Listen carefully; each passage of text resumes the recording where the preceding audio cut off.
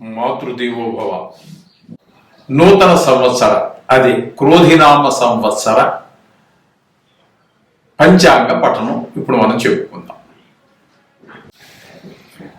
ఇప్పుడు మనము క్రోధినామ సంవత్సర పంచాంగ పఠనం చేసుకుందాం.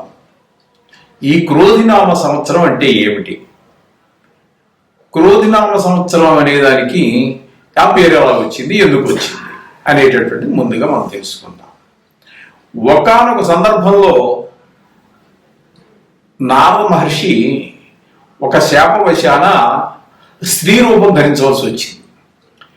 ఆ స్త్రీ రూపం ధరించిన తర్వాత ఒక రాజుగారిని వివాహం చేసుకోవాల్సి వచ్చింది. ఇంకా స్త్రీ అన్నా వివాహం అవ్వాలి కదండి. అదే కొంచెం వీళ్ళందరూ కొంచెం యుగ పురుషుడు దైవ సంభూతులు కాబట్టి ఒక రాజుగారిని వివాహం చేసుకోవాల్సి వచ్చింది. సామాన్యులు చేసుకుంటారు. ఆ స్టేజ్లో మనుషులు ఆ స్టేజ్కి తగినటువంటి వాళ్ళని వివాహాలు జరుగుతూ ఉంటాయి మామూలుగానే. అసలు అక్కడక్కడ జరుగుతూ ఉండొచ్చు. కొంచెం తక్కువ గ్రేడ్లో ఉన్నటువంటి స్త్రీలను రాజుగారు వ్యామోహించడం, తర్వాత అవన్నీ జరుగుతూ ఉంటాయి. కానీ ఇక్కడ ఏంటంటే నారదుడు ఏంటంటే వాడు చాలా గొప్ప వ్యక్తి, మీకు తెలిసిన విషయమే. అటువంటి నారదుడిని స్త్రీ రూపం ధరించాడు కాబట్టి అతన్ని ఒక అందానికి సౌందర్యానికి ముగ్ధులైనటువంటి ఒక రాజుగారు వివాహం చేసుకోవాల్సి వచ్చింది. ఆ రాజుగారికి ఈ నారదుడికి కలిసి ఒక 60 మంది సంతానం కలిగారు. ఆ సంతానం కలిగినప్పుడు మనము మామూలుగా సామాన్యులు అనుకుంటా ఉంటాం, డబ్బులు ఉన్నవాళ్ళు రాజులు వీళ్ళందరూ ప్రశాంతంగా ఉంటారు. అది చాలా పొరపాటు ఆలోచన అండి.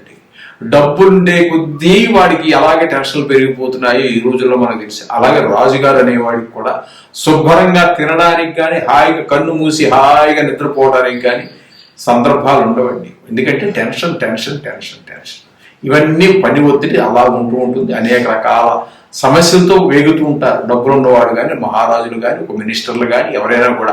అదేవిధంగా ఒక రాజుగారికి భర్త అయ్యాడు, 60 మంది భార్య అయ్యాడు, ఒక 60 మంది పిల్లలు కలిగారు. ఇవన్నీ చూసుకుంటూ ఉన్నాడు నారదుడు. ఆయనకి ఏ సంబంధం లేదు స్త్రీ రూపంలో ఉన్నటువంటి నారదుడికి.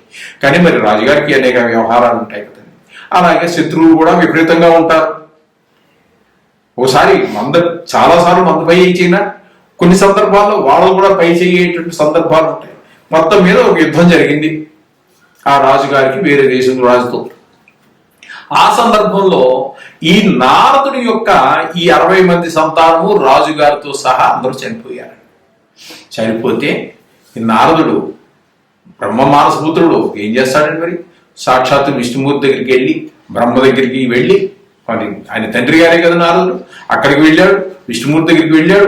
ఇలా జరిగింది, నా పరిస్థితి ఏంటి? భర్త చనిపోయాడు, పిల్లలు చనిపోయారు, ఏంటి నా పిల్లలు నాకు ఫ్యూచర్ లేకుండా భవిష్యత్తు లేకుండా అయిపోయింది, దీనికి ఏంటి పరిష్కారం? నా దుఃఖాన్ని నేను దిగమింపుకోలేకపోతున్నాను, జీర్ణించుకోలేకపోతున్నాను, అందుచేత ఇది నా పరిష్కారం చెప్పండి స్వామి, నా పిల్లలను నేను చూసుకునే విధానం అని చెప్పేసి ప్రాధేయపడడం జరిగింది. ప్రాధేయపడితే అప్పుడు విష్ణుమూర్తి ఆయనకి వరం ఇచ్చాడు. నీ పిల్లలు చనిపోయినప్పటికీ కూడా ఈ సృష్టి ఉన్నంత కాలం కూడా వారి యొక్క ఈ 60 మంది యొక్క పేర్లు ఏవైతే ఉన్నాయో అవి 60 సంవత్సరాలుగా ప్రభవ, విభవ, శుక్ల, ప్రమోద ఇట్లా 60 ఉన్నాయి కదండి. మనం చిన్నప్పుడు చదువుకున్నవి అందరూ. ఇప్పుడు ఇంగ్లీష్ మీడియంలో లేవనుకోండి, ఈ 60 అనేది తెలియదు, వాటి పేర్లు తెలియదు. ఓకే, అయితే ఈ విధంగా ఈ 60 మంది యొక్క పేర్లు అలా 60 సంవత్సరాలుగా వస్తూ ఉంటాయి. ఈ 60 సంవత్సరాలు పూర్తయిన తర్వాత మళ్ళీ ప్రభావ, విభవ దగ్గర నుంచి మళ్ళీ అవే రొటేషన్ అవుతూ ఉంటాయి అన్నమాట. ఈ విధంగా సృష్టి ఉన్నంత కాలము జరుగుతుంది అని చెప్పేసి సాక్షాత్తు విష్ణుమూర్తే ఆ స్త్రీ రూపంలో ఉన్నటువంటి నారదుడికి అభయం ఇవ్వడం జరిగింది. అప్పటి నుంచి కూడా ఆ నారదుడి యొక్క 60 మంది పిల్లల పేర్లు ఈ ప్రభావిభ సంవత్సరాలతోటి ఆ చక్రంలో అలా జరుగుతూ ఉన్నాయి. వారి పిల్లల పేర్లు మనం తలుచుకుంటూనే ఉన్నాం. సృష్టి ఉన్నంతకాలం కూడా జరుగుతూనే ఉంటుంది. ఇది ఈ విధంగా ఉన్నటువంటి ఈ 60 పేర్లలో క్రోధి అనేటటువంటిది ఒక సంతానం యొక్క పేరు అన్నమాట.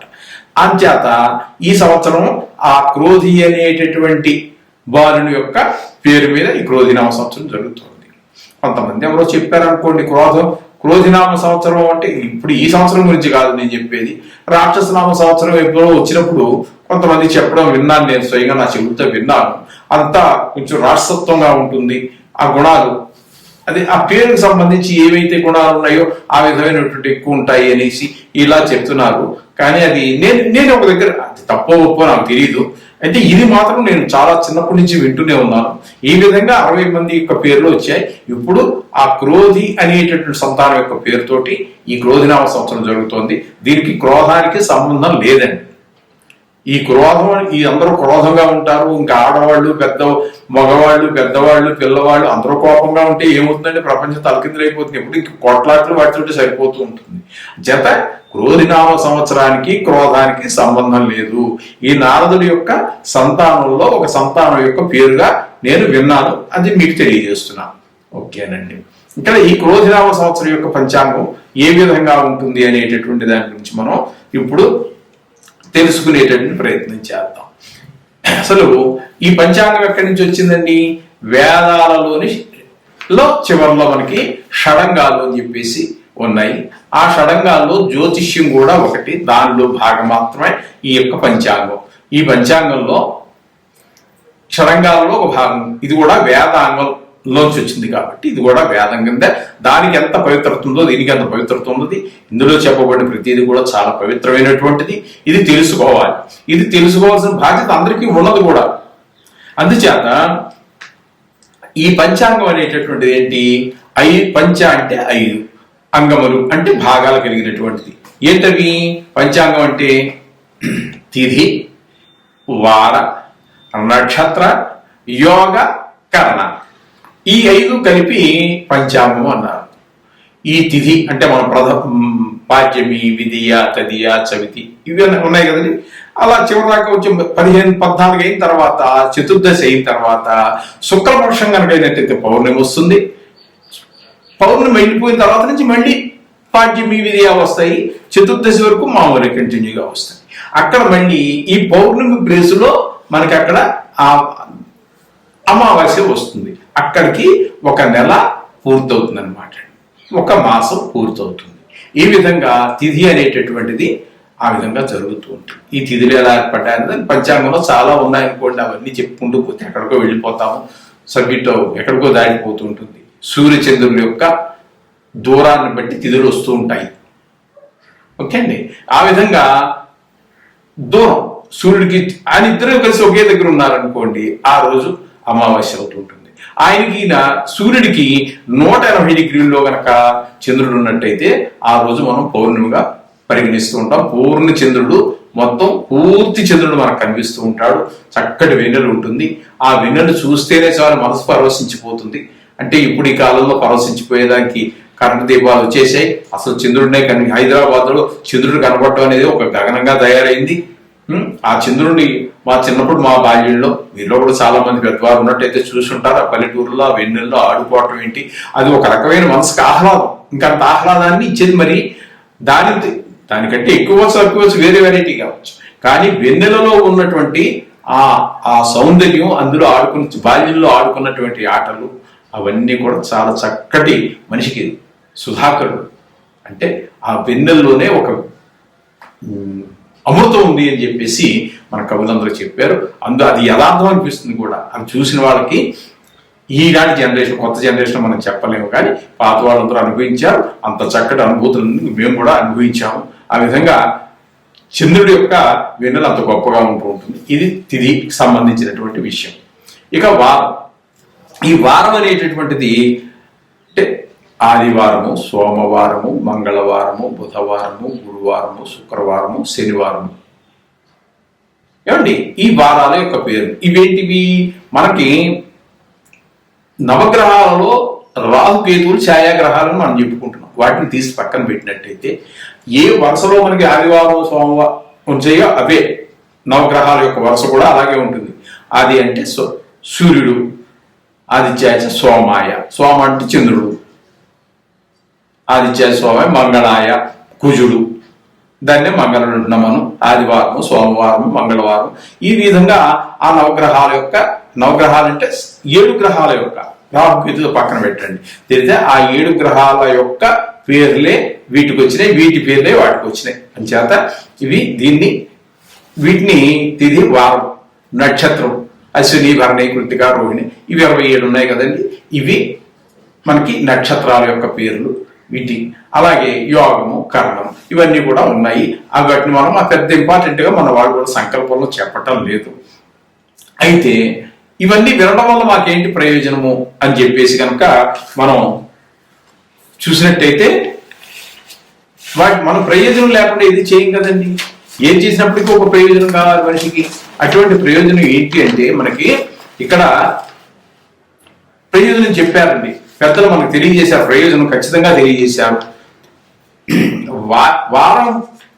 వారం యొక్క ఇది తిథి కనుక మనం చెప్పుకున్నట్టయితే దానివల్ల మనకి ఆయుష్ వర్ధనం, ఆయుష్ పెరుగుతుందని చెప్తున్నారు. నక్షత్రాలు వినడం వల్ల అయితే హరతే పాపం, పాపాలన్నీ నశించిపోతాయి నక్షత్రం యొక్క పేరు చెప్పుకోవటం వల్ల. యోగం వల్ల వినడం వల్ల రోగ నివారణ అని చెప్పారు, రోగాలు తగ్గుతాయి అని కూడా మనకి చెప్తున్నారు. కరణం అనేటటువంటి ఒక పదాలు ఉన్నాయి, దానివల్ల కార్యం సిద్ధిస్తూ ఉంటుంది. మనం ఏ పూజ చేసినా, మన ఇంటి దగ్గర మనం పూజ చేసుకున్నా, లేకపోతే గుళ్ళోకి వెళ్ళి పూజ చేసినా, అక్కడ అయ్యగారు మన యొక్క గోత్రనామాలని చెప్పిన తర్వాత ఈ తిథి, వార, నక్షత్ర, యోగకరణాల యొక్క వివరాలన్నీ కూడా చెప్తారు. ఆయన చెప్పి పూజ ప్రారంభిస్తూ ఉంటారు మనకి. ఎందుకని ఇవన్నీ తెలుసుకోవటం వల్ల ఈ ఫలితాలు ఉన్నాయి. అసలు సంకల్పం అంటే ఏంటి అంటే కాలం యొక్క సంకీర్తనం, కాలాన్ని తలుచుకోవాలి. ఈ కాలం అనేటటువంటిది ఏంటి? సాక్షాత్తు శ్రీకృష్ణుడే చెప్పాడు. కాలం అంటే భగవత్ స్వరూపమే కాలం. ఈ నెల కావచ్చు, సంవత్సరం కావచ్చు, యుగం కావచ్చు, ఓ పూట కావచ్చు, గంట కావచ్చు, నిమిషం కావచ్చు, ప్రతిదీ కూడా భగవంతుని యొక్క స్వరూపమే.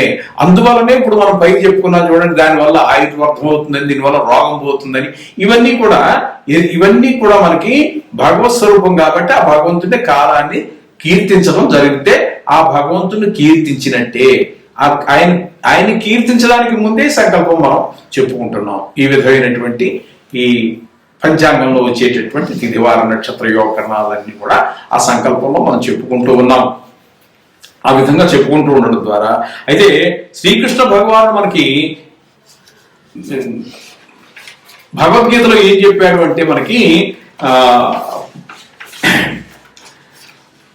ప్రహ్లాదచాస్మి దైత్యానాం కాల కలయతామహం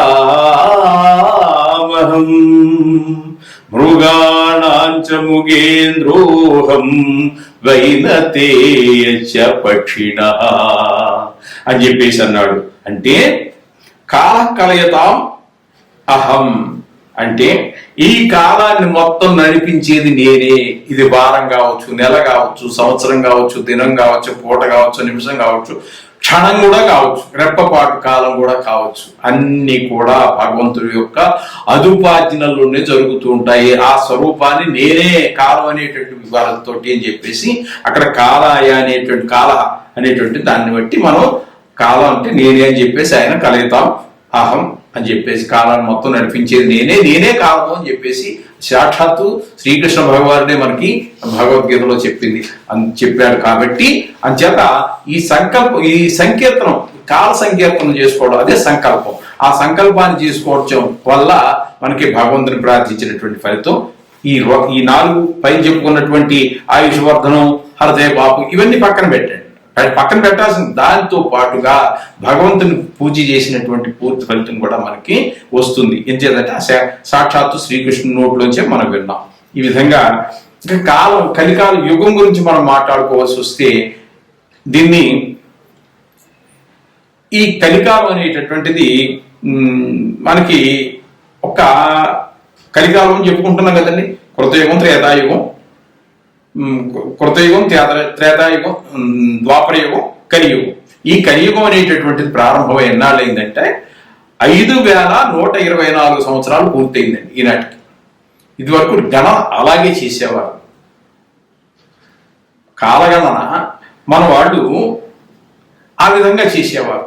ఆ తర్వాత మనకి ఎలా వచ్చిందంటే కొన్ని శంకరాచార్యులు వారు మన యొక్క హైందవం నానా రకాలు భ్రష్టు పట్టిపోయినటువంటి కాలంలో సాక్షాత్తు శంకరుడే శంకరాచార్యుల వారుగా జన్మించి మళ్ళీ దీన్ని పునరుద్ధరింపజేశారు శంకరాచార్యుల వారు. అటువంటి సందర్భంలో దాన్ని కొంతమంది ఈ దీన్ని శంకరాచార్యుల వారి యొక్క యుగంగా కూడా కొన్నాళ్ళు పరిగణలో తీసుకుని వాడకంలో చాలా కాలం వాడారు. ఆ తర్వాత విక్రమార్కుడు అనేటటువంటి వాడు కూడా మహా గొప్ప పురుషుడైనటువంటి వాడు. ఆ కథలు కానీ మీరు వినే ఉండొచ్చు. ఇప్పుడు జనరేషన్లో మరి ఇప్పుడు చదువుల్లో లేవనుకోండి అవన్నీ. విక్రమార్కుడు అంటే ఎవరన్నా అడిగే పరిస్థితుల్లో ఉన్నారు. వాళ్ళకి మనం ఏం చెప్పగలిగినటువంటి లేదు. మళ్ళీ కాలం అంతా బాగుంది, అనుకూలమైనటువంటి పరిస్థితులు వస్తున్నాయి. మళ్ళా బాలరాముడి యొక్క ప్రతిష్ఠ జరిగింది. మరలా మన హిందుత్వానికి పునర్వైభవం రాకపోతుందని నా ప్రగాఢ విశ్వాసం, రావాలని కోరిక కూడా.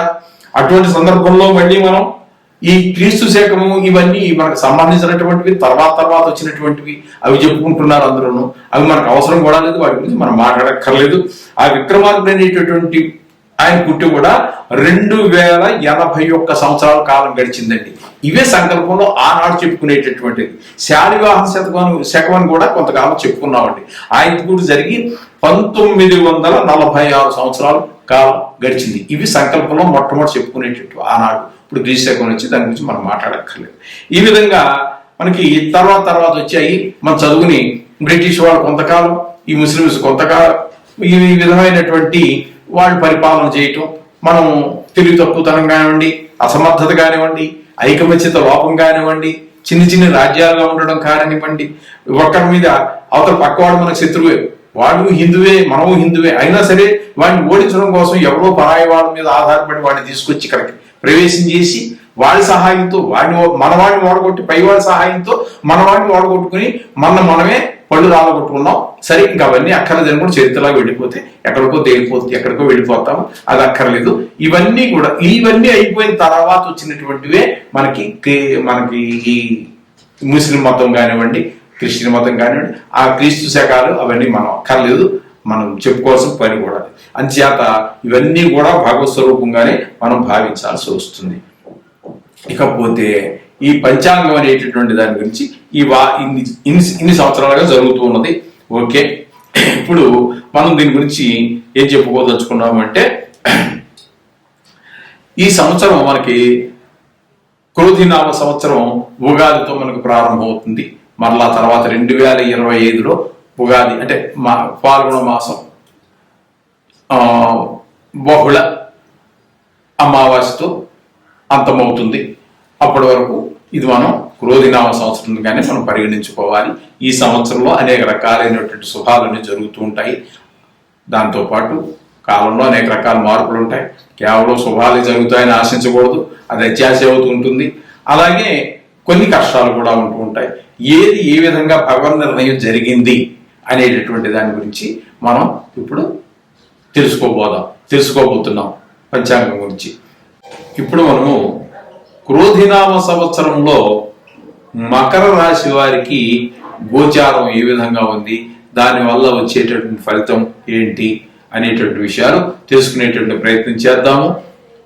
అయితే ఈ రాశి వారికి ఆదాయం 14, వ్యయం 14 రెండు సమానంగా ఉన్నాయి కాబట్టి దాని గురించి మనం చర్చించుకోవాల్సినటువంటి పని అయితే ఏమీ లేదు. అలాగే రాజపూజ్యం 3, అవమానం 1, గౌరవం ఎక్కువ కనిపిస్తోంది, అవమానం అనేది తక్కువ కనిపిస్తుంది. కాబట్టి దాని గురించి కూడా మనం చర్చించుకోవాల్సినటువంటి విషయం ఏమీ లేదు. ఇకపోతే ఈ రాశి వారికి మే 1 నుండి సంవత్సరాంతం వరకు కూడా పంచమ స్థానంలో గురుడు చాలా సంచారం జరుగుతూ ఉంటుంది. శనీశ్వరుడు రాశ్యాధిపతి, ద్వితీయాధిపతి కాబట్టి ఆయన ద్వితీయంలోనూ షట్క్షేత్రంలో ఉన్నాడు కాబట్టి అద్భుతంగా యోగిస్తాడు. ఇక తృతీయంలో రాహు చాలా గొప్పగా యోగిస్తాడు. అంటే ఇక భాగ్యస్థానంలో కేతు సంచారం జరుగుతోంది. భాగ్యస్థానంలో కేతు సంచారం ఒకటి వదిలిపెట్టినట్టయితే ద్వితీయ స్థానంలో రాశి ద్వితీయాధిపతి అయినటువంటి శని ద్వితీయంలో స్వక్షేత్రంలో ఉన్న కారణంగా చాలా చక్కటి ఫలితాలు వస్తూ ఉంటాయి. ఆరోగ్యం చాలా బాగుంటుంది, ధన విషయంలో చాలా గొప్పగా ఉంటుంది, మీరు ఊహించిన దానికంటే చాలా ఎక్కువ ధనాదాయం వచ్చే అవకాశం ఉన్నది. అలాగే మీ కుటుంబంలో అంటే మీ భార్య కావచ్చు, మీ పిల్లలు కావచ్చు, మీ మనవలు కావచ్చు, మీ తల్లిదండ్రులు కావచ్చు, అందరూ కూడా చాలా చక్కటి ఈ సంవత్సరం అంతా కూడా చక్కగా ఆనందంగా ఆనందోత్సాహాలతో ఉంటారు. అలాగే వాక్కు మీ పట్ల కూడా వాళ్ళు చాలా మర్యాదగా మాట్లాడతారు, వారి పట్ల కూడా మీరు చాలా చక్కగా మర్యాదగా మాట్లాడటం జరుగుతూ ఉంటుంది. ఈ విధమైనటువంటి కుటుంబంలో మీరు ఆశించిన దానికంటే ధనం ఎక్కువ రావటం, మీరు ఆశించిన దానికంటే గౌరవం ఎక్కువగా ఉండటము, మీరు ఆశించిన దానికంటే కుటుంబ సభ్యుల మధ్యన ప్రేమాభిమానాలు చాలా ఎక్కువగా ఉండటం, ఇవన్నీ జరుగుతూ ఉంటాయి. శనీశ్వరుని యొక్క ద్వితీయ స్థాన స్థితి స్వక్షేత్రం వల్ల జరిగేటువంటి ఫలితాలు ఈ విధంగా ఉంటాయి. తృతీయంలోకి వచ్చినట్టయితే రాహు యొక్క సంచారం జరుగుతున్నది, చాలా చక్కటి ఫలితాలు ఇస్తూ ఉంటాడు. ఎట్లా అంటే మీకు ఉద్యోగం చేసే స్థలంలో కావచ్చు, వ్యాపార స్థలంలో కావచ్చు, లేదా మీరు ఏ రంగంలో వివిధ రంగాల్లో సినిమా ఫీల్డ్ లో ఉండొచ్చు, మరో రంగంలో ఉండొచ్చు, కళాకారుడుగా ఉండొచ్చు, గాయకుడిగా ఉండొచ్చు, ఏ రంగంలో ఉన్న ఒక నిర్మాతగా బిల్డింగ్లు అవి కట్టేటటువంటి ఒక బిల్డర్ గా ఉండొచ్చు, ఏ వ్యవసాయంలో ఉండొచ్చు, ఎక్కడ ఉన్నప్పటికీ కూడా మీకు పై అధికారి నుంచి కావచ్చు, మీ సాటి వారి నుంచి కావచ్చు, తోటి వారి నుంచి కావచ్చు, చక్కటి సహాయ సహకారాలు అందుతాయి. తద్వారా మీరు విపరీతమైనటువంటి లాభాలు పొందేటువంటి అవకాశం ఉంది. మీ వృత్తుల్లో రాణించేటువంటి అవకాశం మీరు ఊహించిన దానికంటే కూడా చాలా ఎక్కువగా రాణించే అవకాశం కనబడుతూ ఉన్నది. అలాగే ఇక చతుర్థంలో పంచమ స్థానంలో గురు సంచారం జరుగుతున్నది. అయితే ఒక్క నెల రోజులు మాత్రము చతుర్థంలో గురువు ఉన్నారు. ఆ చతుర్థంలో గురువు మీకు అంత శుభఫలితాలు ఇచ్చినా ఇవ్వకపోయినప్పటికీ మే 1 నుంచి పంచమ స్థానంలో గురు సంచారం జరుగుతోంది కాబట్టి మీకు చాలా చక్కటి ఫలితాలు, మీ పిల్లల సంతానం అభివృద్ధిలోకి రావటము, మీకు దేవుని యందు భక్తి పెరగటము, మీ పూర్వపుణ్యం పెరగటము, ఇట్లాంటి అనేక విషయాల్లో ధన విషయంలో కావచ్చు, గౌరవ విషయంలో కావచ్చు, మాట విషయంలో కావచ్చు, వృత్తి, వ్యాపార, కోర్టు ఇత్యాది ఏ విషయం తీసుకున్నప్పటికీ కూడా గురువు యొక్క ప్రభావం చాలా బాగుంటుంది మీకు. అయితే ఒక్క మధ్యలో వక్రగతి ఉన్నదండి. ఆ వక్రగతి పీరియడ్ ఒక 3 నెలలు జరుగుతున్నది. ఆ 3 నెలలు 4 నెలల్లో మాత్రం కొంచెము ఆయన యొక్క ప్రభావం అంత ఇప్పుడు ప్రతి సంవత్సరం కూడా ఈ పంచాంగ పఠనంలో భాగంగా పంటలు ఎలా పండుతాయి అంటే వ్యవసాయదారులకు ఎలా ఉంటుంది, పంటలు పండితేనే అంటే వ్యవసాయదారులకనే కాదండి, పంటలు పండకపోతే మనం ఏమి తినాలి, డబ్బులు తినలేం కదా. అందుచేత పంటలు బాగుంటేనే మొత్తం సమస్త ప్రాణికోటి బాగుంటుంది. అందుచేత పంటలు ఏ విధంగా పండుతూ ఉంటాయి, అందులో ఏ పంటలు ఎక్కువగా పండుతూ ఉంటాయి, ఏ పంటలు కొంచెం సరైన ధర రాదు, తక్కువగా పండుతాయి, ఇలాంటి విషయాలు. అలాగే మనకి ఈ పుష్పాలు, అపరాలు అంటే మనకి ఈ పప్పు దినుసులు, ఇవన్నీ ఏవి ఎక్కువగా పడతాయి, ఏవి తక్కువగా పడతాయి అనేటటువంటి వాటిని నిర్ణయం చేయడానికి మనకి పంచాంగకర్తలు నవనాయకులు అని చెప్పి గణితం ఉంది. ఆ గణితం ప్రకారం చేస్తారు. అదంతా మనం సబ్జెక్ట్లోకి వెళ్తే అది ఇప్పుడు తేలే విషయం కాదు. పంచాంగ పఠనంలో అది మనం చెప్పుకోవచ్చు జాలం. ఎందుకంటే ఈ సంవత్సరం మనకి ఎంతమంది శుభులు మంచి వాటికి మంచి ఈ నవనాయకుల్లో మంచి పని చేయడానికి ఎంతమంది శుభ గ్రహాలు ఉన్నాయి, ఎన్ని అశుభ గ్రహాలు ఉన్నాయి అనేటటువంటి దాన్ని బట్టి అవన్నీ గణితం చెప్తూ ఉంటుంది. అది ఆ ఫలితం మాత్రం మనం తెలుసుకుందాం. ఆ గణన అంతా ఇప్పుడు చేయలేము, కానీ ఆ ఫలితం గురించి మనం తెలుసుకునే ప్రయత్నం చేద్దాం. ఈ క్రోధినామ సంవత్సరం మంగళవారంతో ప్రారంభమవుతుంది కాబట్టి ఆ వారానికి అధిపతి అయినటువంటి మంగళుడు అంటే కుజుడు రాజుగా నిర్ణయం చేస్తారు. ఆ విధంగా ఈ క్రోధినామ సంవత్సరానికి ఇక్కడ రాజుగా కుజుడిని నిర్ణయం చేశారు. ఇంకా ఇతరత్రా కూడా ఆ గణన ప్రకారంగా కుజుడు ఇంకా వాటికి కూడా రావచ్చు, ఇంకా రాకను పోవచ్చు. అయితే ఈ గణన ఏంటి అనేటటువంటి విషయాన్ని గురించి మనం పరిశీలించినట్టయితే ఈ సంవత్సరానికి రాజుగా, అలాగే సస్యాధిపతిగా, నీరసాధిపతిగా 3 వ్యవస్థలకి కుజుడు అధిపతిగా నిర్ణయించబడ్డాడు.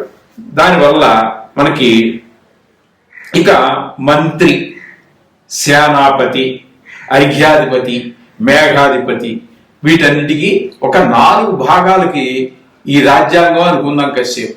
ఇందులో 4 భాగాలకి మనకి ఇక్కడ శనికి ఆధిపత్యం వచ్చింది.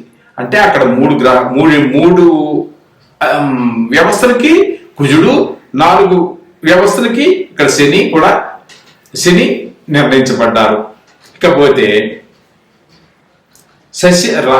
పూర్వ సస్యాధిపతిగా చంద్రుడు, రసాధిపతిగా గురువు. ఈ విధంగా వీళ్ళందరూ ఏర్పాటు చేయడం జరిగింది. ఏర్పాటు చేయడం వల్ల వాళ్ళ వచ్చేటువంటి ప్రయోజనం ఏంటి అంటే ఇక్కడ 2 గ్రహాలు మాత్రం శుభగ్రహాలు ఉన్నాయి, చంద్రుడు, గురువును. అందుచేత ఈ సంవత్సరం వీళ్ళిద్దరూ, మిగతా అందరూ కూడా ఈ 9 మందిలో 7 పాపగ్రహాలే వస్తున్నాయి. అందుచేత ఈ సంవత్సరంలో మనకి కొన్ని ఎంతో కొన్ని పాపగ్రహాలు ఉంటాయి ప్రతి సంవత్సరము. అలాగే కొన్ని గ్రహాలు పుణ్యగ్రహాలు ఉంటూ ఉంటాయి. దాని ద్వారా మనకి ఏంటంటే ఇక్కడ 2 గ్రహాలు శుభగ్రహాలు ఉన్నాయి, 7 గ్రహాలు పాపగ్రహాలు ఉన్నాయి. కాబట్టి వాటి యొక్క ప్రభావం వల్ల ఏంటి మనకి అనేటువంటి ఆలోచించినట్టయితే మనుషులకి పాడి పంటల మీద శ్రద్ధ తగ్గుతుంది. ఇది చాలా ఇంపార్టెంట్ అయినటువంటి విషయం. అలాగే అపరాలు ఇవన్నీ కూడా కొంచెం తగ్గేటటువంటి పరిస్థితి ఉంది. ఇక వర్షపాతం గురించి తీసుకున్నట్టయితే చాలా భాగం సముద్రంలోను, దాని తర్వాత భాగం పర్వత ప్రాంతాల్లోనూ ఈ విధంగా కురుస్తూ పోతుంది. మనకి అవసరమైనది వర్షపాతం శాతం 2% మాత్రమే. దాన్ని కొలతలు వేరే ఉన్నాయి, మన శాతం అని చెప్పుకుందాము. ఆ తూముల లెక్క ఏదో ఉంటుంది. ఆ తూములు కొద్దిపాటి వర్షం మాత్రమే భూమి మీద పడే అవకాశం ఉన్నది. అంటే వర్షం మొత్తం మీద కొంచెం చాలా తక్కువగానే పడుతుంది అని చెప్పేసి నిర్ధారణ చేశారు పంచాంగకర్తలు. ఆ విధంగా వర్షం కురవడం కూడా తక్కువగానే ఉంటుంది.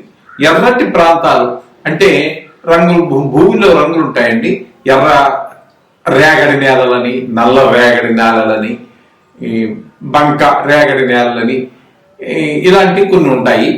వ్యవసాయదారులు బాగా తెలుస్తాయి మనకంటే. వారికి ఆ విధంగా ఎర్ర రేగడి నేలలు అనేటటువంటి మంచి ఈ 3 నేలల రకాలు చెప్పుకున్నాం కదా, అందులో ఆ ఎర్ర రేగడి నేలల్లో పంటలు చాలా సమృద్ధిగా పడుతాయని చెప్పేసి మనకి తెలియజేశారు. అలాగే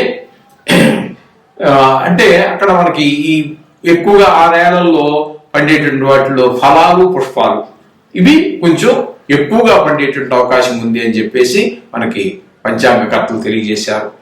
ఇక ఈ విధంగా చూసుకున్నట్టయితే నవనాయకుల గురించి ఆ విధమైనటువంటి ఫలితాలు మనకు తెలియజేశారు. ఇకపోతే కర్తరి అని చెప్పేసి మీకు అందరికీ తెలుసు, పల్లెటూరులో ఉన్న మన సిటీలో ఉన్న వాళ్ళకి కూడా చాలా మందికి తెలుసు. ఇల్లు కట్టుకున్నటువంటి వాళ్ళకి డొల్లు కత్తిరి అని, పెద్ద కత్తిరలని ఇవన్నీ వస్తూ ఉంటాయి. ఈ కత్తిరి అనేటటువంటి దాన్ని కూడా మనం పరిగణలోకి తీసుకోవాల్సి ఉంటుంది పంచాంగ ప్రకారంగా. ఎందుకంటే వాస్తు కత్తిరి అని అటువంటి సందర్భాలలో ఇవన్నీ కూడా మనకి మంచి వేసవి సమయంలో వచ్చేటటువంటి కత్తిరలే 3 కూడా. దీని ద్వారా ఏమవుతుంది అంటే ఆ సందర్భాలలో డొల్లు కత్తిరి కానివ్వండి, పెద్ద కత్తిరి కానివ్వండి, వాస్తు కత్తిరి కానివ్వండి, వీటికి ఏంటంటే ఆ సందర్భంలో నీరు భూమి మీద చాలా తక్కువగా ఉంటుంది, ఎండలు ఎక్కువగా ఉండి ఆవిరైపోవడం కానీ ఈ కారణాల చేత వర్షం పట్టడం తక్కువ కావచ్చు, ఎక్కువ కావచ్చు. ఏదైనా ఈ కర్తరి నెలలో ఈ కర్తరిలు ఉండేటటువంటి సమయాలలో డొల్లు కత్తిరి కావచ్చు, పెద్ద కత్తిరి కావచ్చు, వాస్తు కత్తిరి కావచ్చు, అటువంటి సందర్భాలలో గృహ నిర్మాణాలు అంటే రాతి కట్టడాలు ఇట్లాంటివి వాటిని విడిచిపెట్టమని చెప్పారు. ఎందుకంటే నీటి ఎద్దడి ఉంటుంది బాగా. అందుచేత ఈ నిర్మాణానికి కావలసినటువంటి నీరు చాలా సందర్భాలలో దొరకకపోవచ్చు. అందుచేత వీళ్ళు ఏంటంటే ఆయా సందర్భాలలో ఆ గృహ నిర్మాణాలు ఇత్యాది కార్యక్రమాలు కొన్ని తగ్గించుకోమని చెప్పి, చెయ్యొద్దన్న, తగ్గించుకోవడం కాదని, చెయ్యొద్దు అని చెప్పేసి శాస్త్ర ప్రమాణంగా వాళ్ళు తెలియజేశారు పెద్దలు. అది ఆచరించడమే మనకి పెద్దలు ఏదైతే చెప్పారో వాటిని ఆచరించడమే మనకి శ్రేయస్కరం. ఈ విధంగా ఉంటుంది. అంటే కర్తర విషయాలు వచ్చేటప్పటికి ఆ విధంగా మనం చూసుకోవచ్చు. ఇక వివాహాది విషయాలు, ఉపనయనాలు, గుడి ప్రతిష్టలు, ఇట్లాంటి శుభకార్యాలన్నిటికీ కూడా మనం ముఖ్యంగా కొన్ని చూసుకోవాల్సినవి ముహూర్తం ఎలాగో చూసుకుంటాము. అయితే మౌఢ్యమి, అదే మూఢము అంటూ ఉంటాం మనం. శుక్ర మూఢము, గురు మూఢము అని చెప్పేసి మూఢాలు ఉంటాయండి. అంటే ఆ మూఢాలలో శుభకార్యాలు చెయ్యరు. ఎందుకనంటే అత్యంత శుభగ్రహాలు అయినటువంటివి ఏంటంటే గురుడు, శుక్రుడు బాగా శుభగ్రహాలు. మనం ఏం శుభకార్యం తలపెట్టినప్పటికీ వారి యొక్క అనుగ్రహం తప్పకుండా కావాల్సిందే. వివాహానికి కానీ, ఉపనయనానికి కానీ, గుడి ప్రతిష్ట కానివ్వండి, పెద్ద పెద్ద దేనికి తీసుకున్నప్పటికీ కూడా పెద్ద పెద్ద కార్యక్రమాలకి, శుభ కార్యక్రమాలకి కంపల్సరీగా వారి యొక్క అనుగ్రహం కావాలి మనకి. అయితే ఈ మూఢము అంటే ఏంటంటే రవితో గనక, అంటే సూర్యునితో గనక గురువు కలిస్తే దాన్ని గురు మూఢము అంటారు. అంటే నవగ్రహాలలో రాజు రవి. రవితో మరి ఏ గ్రహం కలిసినప్పటికీ చిన్నపోవలసిందే కదండి. మరి పెద్ద గ్రహంతో చిన్న గ్రహం కలిసినప్పుడు ఏమవుతుందండి? దాని యొక్క ప్రభావం తగ్గుతుంది. రాజుగారి ప్రభావం ఎక్కువ ఉంటుంది. అందుచేత రవి ప్రభావం ఎక్కువ ఉండడం చేత ఈయన ప్రభావం తక్కువైపోతుంది. గురువు అయితే గురువు, శుక్రుడు అయితే శుక్రుడు. అందుచేత ఆ రెండు మూఢాలు వచ్చినప్పుడు ఏ విధమైనటువంటి వివాహ, ఉపనయన, గృహ ప్రవేశ, గృహ ప్రారంభ, గుడి ప్రతిష్ట ఇట్లాంటి శుభకార్యాలన్నీ చేపట్టరు. వాటి గురించి కూడా మనకి పంచాంగంలో ఆ మహానుభావులు, పంచాంగకర్తలు, ఆ దైవజ్ఞులు మనకి తెలియజేశారు. వాటి గురించి మనం తెలియజేసుకుందామండి. ఈ నెల, అదే ఇది సంవత్సరంలో, క్రోధినామ సంవత్సరంలో మే 1వ తారీఖు నుండి చైత్ర బహుళ నవమవుతోందండి. ఆ రోజు నుండి మనకి శుక్రమూఢం ప్రారంభమవుతోంది. ఆ ప్రారంభమైనటువంటి శుక్రమూఢం మళ్ళీ మనకి ఎప్పుడంటే 7వ నెల 7వ తారీఖు 2024, 2025 అండి. 25 తప్పు పడ్డట్టున్నది. ఆ వేళ మూఢం వదిలేస్తే అప్పటి వరకు శుక్రమూఢం జరుగుతూనే ఉంటుంది. ఆ శుక్రమూఢంలో మనకి వివాహ శుభకార్యాలు 24 24 తప్పు పడలేదు, రైటే. 7 అంటే 7వ తారీఖు 7వ నెల 2024 అంటే ఆషాఢ శుద్ధ విద్య ఆ వేళ ఆదివారం అవుతుంది. ఆ రోజు వరకు శుక్రమూఢం ఉంటుంది. అందుచేత శుభకార్యాలు జరగవు. ఇక గురుమూఢం గురించి మనం తెలుసుకున్నట్టయితే ఇక్కడ 5వ తారీఖు 5వ నెల 2024 నుండి గురుమూఢం ప్రారంభమవుతోందండి. ప్రారంభమై మళ్ళీ 1వ తారీఖు 6వ నెల 2024 ఆ రోజున గురుమూఢం వదిలేస్తుంది, అయిపోతుంది. అట్లాగే మరలా శుక్రమూఢం 18వ తారీఖు 3వ నెల 2025. ఇది కొంచెం గుర్తుపెట్టుకోండి. 24, 25 కన్ఫ్యూజ్ కావద్దు. నేనే కన్ఫ్యూజ్ అయ్యాను, అట్లా మీరు కూడా కన్ఫ్యూజ్ కావద్దు. 18వ తారీఖు మార్చి నెల 2025 ఆ రోజున మళ్ళీ శుక్రమూఢం ప్రారంభమవుతోంది. అదే నెలలో 28వ తారీఖు 3వ నెల అంటే మార్చి నెల 2025న శుక్రమూఢం వదిలిపెట్టేస్తోంది. ఈ సందర్భాలలో వివాహాలు కానీ మనం చెప్పుకున్నాం కదండి, శుభకార్యాలు, వివాహాలు శుభకార్యాలు ఇవి కానీ జరగవండి. ఇది మీరు ఎలాగా శుభకార్యం చేసినప్పుడు పంతులు గారు మీరు తప్పకుండా కలుస్తారు, మీకు పంతులు గారు కూడా తెలియజేస్తారు. కానీ ఇప్పుడు చెప్పుకోవాలి ఈ సందర్భంలో మనం. అప్పుడు విషయం అప్పుడు ఎలాగా మీరు ఖచ్చితంగా పంతులు గారు కలుస్తారు, పంతులు గారు ఎలాగా తెలియజేస్తారు. కానీ మనం పంచాంగ పట్టణం చెప్పుకుంటున్నాం కాబట్టి మనం ఖచ్చితంగా ఈ విషయాలన్నీ కూడా మనం ప్రస్తావించుకోవాల్సి ఉంటుంది. అదేవిధంగా ఇక్కడ మీకు పుష్కరాల గురించి కూడా మనం మాట్లాడుకోవాలి. ప్రతి సంవత్సరం కూడా ఏదో నదికి మనకి పుష్కరాలు వస్తూనే ఉంటాయి. 12 నెలలకి 12 రాసులు కదండి మనకి రాశిచక్రంలో 12 రాసులు ఉంటూ ఉంటాయి. అంచేత ఆ విధంగా 12 సంవత్సరాల్లోనూ కూడా, అంటే ప్రతి సంవత్సరం కూడా ఏదో నదికి మనకి పుష్కరాలు వస్తూనే ఉంటాయి.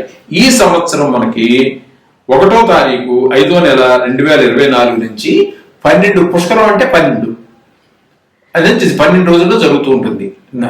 పుష్కరం అంటే 12 అంటే 12 సంఖ్య లెక్కది.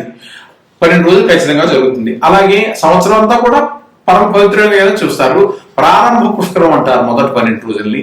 సంవత్సరం అంతా కూడా అందులో దేవతలు, సమస్త దేవతలు కొలువై ఉంటారని మన శాస్త్ర ప్రమాణం. అలాగే చివరిలో అంత్య పుష్కరాలని చెప్పేసి మళ్ళీ 12 రోజులు అక్కడ పూర్తి అయ్యేటప్పుడు చేస్తూ ఉంటారు. ఆ సందర్భాలలో ఎక్కడ లేని జన్మం అందరూ కూడా పుణ్యం కావాలి అని కోరుకునేటటువంటి వాళ్ళు, అవకాశం ఉన్నటువంటి వాళ్ళు, శరీర దారుఢ్యం ఉన్నటువంటి వాళ్ళు, భక్తి ప్రపత్తులు ఉన్నటువంటి వాళ్ళు వెళ్ళి తప్పకుండా నదుల్లో స్నానం చేస్తూ ఉంటారు.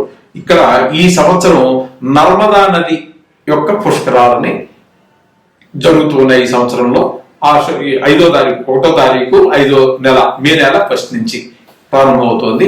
అందుచేత ఈ నర్మదా నది యొక్క పుష్కరాలుగా మనం ఈ సంవత్సరం మనకు తెలియజేశారు. ఇకపోతే ఈ సంవత్సరంలో ఫలితాలు ఎలా ఉంటాయి అనుకుంటే, ఒక రకంగా చెప్పాలి అంటే తిండికి గుడ్డకి దేనికి లోటు ఉండదండి. అన్ని పంటలు ఎంత వర్షపాతం తక్కువగా ఉన్నప్పటికీ, ఎంత పాపగ్రహాలు ఎక్కువగా ఉన్నప్పటికీ కూడా తగినంత పంట, అందరికీ తగినంత తినడానికి సరిపడినంత పంట ఖచ్చితంగా దొరుకుతుంది.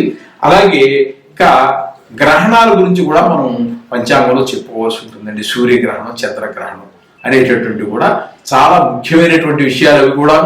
ఎందుకంటే ఈ సందర్భాలలో మన ఏదైనా ఒక దేవత యొక్క అనుష్ఠానం తీసుకోవాలి గురువు గారి దగ్గర అనుకునేటటువంటి వారికి చాలా శుభమైనటువంటి ఫలితాలు ఇస్తూ ఉంటుంది. ఏదైనా ఒక మంత్ర జపం మనం ఒక గురువు గారి దగ్గర తీసుకున్నాం, అది సిద్ధి పొందడానికి 10 లక్షలు జపం చేయాలి అంటారు. 10 లక్షలు చేయాలి అంటే చాలా కష్టమైనటువంటి విషయం. కానీ ఇటువంటి సందర్భాలలో ఎటువంటి సందర్భాలు అంటే సూర్యగ్రహణం కావచ్చు, చంద్రగ్రహణం కావచ్చు. ఈ గ్రహణ సమయాల్లో గనక అది గంటే ఉండనండి, 4 గంటలు ఉండండి, అంతకంటే పెద్దగా ఎక్కువ ఉండదు. 5-6 గంటల కన్నా కూడా ఎక్కువ ఉండదు. చాలా సుదీర్ఘంగా ఉన్నటువంటి చూసినప్పటికీ కూడా 4-5 గంటల కంటే ఉండవు.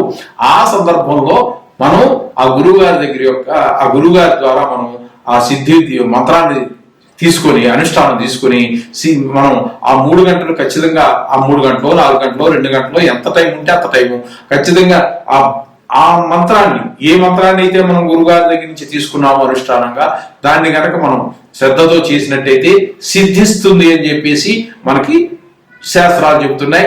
ఆ 2 అంటే నువ్వు 5 లక్షలు చేయవలసినంత చేయాల్సిన పని లేదు. ఇంకా నువ్వు ఆ 2 గంటలో 3 గంటలో చేస్తే సరిపోతుంది. ఇటువంటి వారు చాలా వాళ్ళ జీవితంలో ఒక అత్యంత శుభప్రదమైనటువంటి సందర్భంగా వాళ్ళు స్వీకరిస్తూ ఉంటారు. దానికి కొన్ని నక్షత్రాల వాళ్ళకి ఈ మూఢాలు వచ్చినప్పుడు కొన్ని నక్షత్రాల వాళ్ళకి శుభాలు జరగవచ్చు, కొన్ని నక్షత్రాల వాళ్ళకి అశుభాలు జరగవచ్చు. అలాగే గర్భిణీ స్త్రీలకి కొంచెము ఇబ్బంది కలిగించేటువంటి పరిస్థితులు ఉంటాయి. వాటి చూడవద్దు, గ్రహణం చూడవద్దు అని చెప్తూ ఉంటారు. మనకి చంద్రగ్రహణం అనేది సామాన్యంగా రాత్రి వేళ వస్తూ ఉంటుంది. సూర్యగ్రహణం అనేది పగల వస్తూ ఉంటుంది.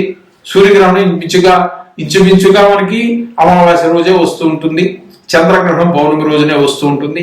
ఆ తగిన మనకి ఇలాగ ఇప్పుడు మళ్ళీ ఈ మీడియాలు కూడా బాగా ఎక్కువైనాయి. టీవీలో చెప్తారు, పంతులు గారు చెప్తారు. అందుచేత వాటిని తగిన శ్రద్ధలు తీసుకోండి. వాళ్ళు ఏ రాసుల వాళ్ళు, ఏ నక్షత్రం వాళ్ళు జాగ్రత్త తీసుకోవాలో చెప్తున్నారు. అవన్నీ వారు పాటించండి. కొంతమంది ఈ మధ్యకాలంలో మా చిన్నప్పటికి ఇప్పటికీ కొంచెం తేడా కనబడుతోందండి. ఏదో ఈ రాశి వాడు, ఈ నక్షత్రం వాడు చూడద్దు అన్నట్టుగా చెప్పేవారు. ఈ మధ్యకాలంలో మరి ఇంచుమించుగా అన్ని నక్షత్రాల వాళ్ళకి మధ్యం ఫలితం మధ్యంత శుభఫలితం, మధ్య ఫలితం, నీచ ఫలితం అన్నట్టుగా ఏవో చాలా వస్తున్నాయి. మరి అది ఎంతో యథార్థం అనేది నేను చెప్పలేనటువంటి విషయం. అది వాళ్ళు ఏదో ఒక ఆధారం పట్టుకుని చెప్పు ఉండొచ్చు. ఆధారం లేకుండా చెప్తే మాత్రం దాన్ని మీరు అది ఎవరో మరి తేల్చాలి, దీనికి ఆధారం లేదు అనేటటువంటి పెద్దలు ఉన్నారు. కాబట్టి అది అటువంటి ఆధారం లేని వాటి మనం విడిచిపెట్టచ్చు. ఎవరైనా చెప్పగలిగితే, కొంతమంది మహానుభావులు ఉన్నారు కదా, తప్పు అని చెప్తున్నారు, టీవీలో చెప్తున్నారు, అది శాస్త్ర ప్రమాణం కాదు. అటువంటి వాటికి ఏదైనా శాస్త్ర ప్రమాణం లేని మాటలు ఎవరన్నా చెబితే దాన్ని ఖండించేవాడు కూడా చాలా మంది ఉన్నారు. అటువంటి వాటి జరిగి మనం వెళ్ళక్కర్లేదు. దానివల్ల ఫలితం శూన్యంగా ఉంటుంది. ఊరికే భయప్రాంతం చేసేటువంటివన్నీ. ఎందుకంటే ప్రజలు భయప్రాంతం చేయకూడదు, అనవసరం. ఉన్నట్టు శాస్త్రం ఎంతవరకు చెప్పిందో అంతవరకు చెప్తే చాలు, మనం పాటించాం, అక్కడ గొప్ప ఉన్నట్టే. లేరేవు మడిసావు, కొత్తగా మనం శాస్త్రాలు రాయాల్సిన పని ఏమీ లేదు. అది అంచేత అది కొంచెం పాటించుకోవాల్సినటువంటి మనం ఈ విధంగా మనం ఈ యొక్క క్రోధినామ సంవత్సరం యొక్క ఫలితాన్ని ఈ విధంగా మనం విశ్లేషించుకున్నాం. శుభం భూయాత్, అందరికీ శుభం జరగాలని, ఈ క్రోధినామ సంవత్సరంలో అందరికీ సర్వసుఖాలు సర్వ సౌఖ్యాలు సౌభాగ్యాలు ఏర్పడాలని ఆ దేవుని మనస్ఫూర్తిగా ప్రార్థిస్తూ ఉన్నాను. శుభం భూయాత్.